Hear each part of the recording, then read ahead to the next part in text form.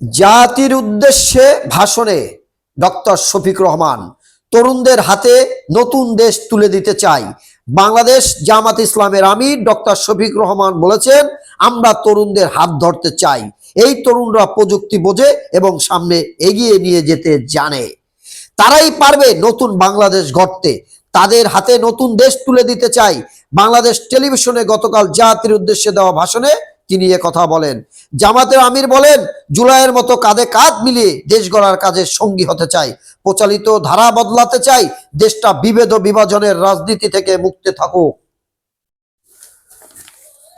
Doctor Shafiq Rahman আরো বললেন, এখন থেকে ভোট কেন্দ্র পাহারা। বাংলাদেশ জামাত ইসলামের আমির ডক্টর শফিকুর রহমান বলেছেন, কোন জালিয়াতি, ভোট চোর, ঐবদ্য ইঞ্জিনিয়ার যেন জনগণের কপাল নিয়ে খেলতে না পারে, তা রুখে দিতে হবে। এখন থেকে পাহারাদারি শুরু করতে হবে।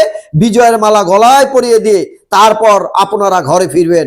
গতকাল রাজধানীর মোহাম্মদপুর কেন্দ্রীয় ঈদগাহ মাঠে ঢাকা 13 আসনে একদলীয় নির্বাচনী ঐক্যের প্রার্থী বাংলাদেশ খেলাফত মজলিসের আমির মামুনুল হকের নির্বাচনী সমাবেশে প্রধান অতিথি বক্তব্যে শফিকুর রহমান এসব কথা বলেন।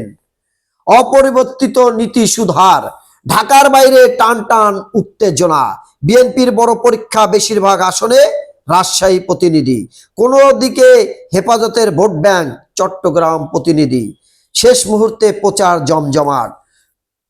ত্রয়োদশ জাতীয় সংসদ ও গণভোট নির্বাচনী প্রচার শেষ মুহূর্তে জমজমাট হয়ে উঠেছে। প্রার্থী, নেতা কর্মী ও তাদের সমর্থকরা নাওয়া খাওয়া বাদ দিয়ে প্রচারে মাঠ দাপিয়ে বেড়াচ্ছেন। ষড়যন্ত্র রুখতে ভোট কেন্দ্রে গিয়ে ফজরের নামাজ। জাতীয় সংসদ নির্বাচনে ষড়যন্ত্র রুখতে ভোট দিন ভোট কেন্দ্রে ফজরের নামাজ আদায় করতে দলীয় নেতাকর্মী সহ সাধারণ ভোটারদের প্রতি আহ্বান জানিয়েছেন বিএনপি চেয়ারম্যান তারেক রহমান। তিনি বলেন, 12 ফেব্রুয়ারি সকাল থেকে আপনারা ভোট কেন্দ্রে থাকবেন। ফজরের নামাজ ভোট কেন্দ্রে গিয়ে আদায় করবেন। ওখানে গিয়ে ভোটের লাইনে দাঁড়িয়ে যাবেন, যাতে ষড়যন্ত্রের মাধ্যমে কেউ কিছু না করতে পারে। শুধু ভোট দিলেই চলবে না, ভোট দিয়ে ভোট বুঝে নিয়ে আসবেন। প্রিয় দেশবাসী, উপদেষ্টাদের সম্পদ বিবরণী 2-1 দিনের মধ্যে জমা দেওয়া হবে।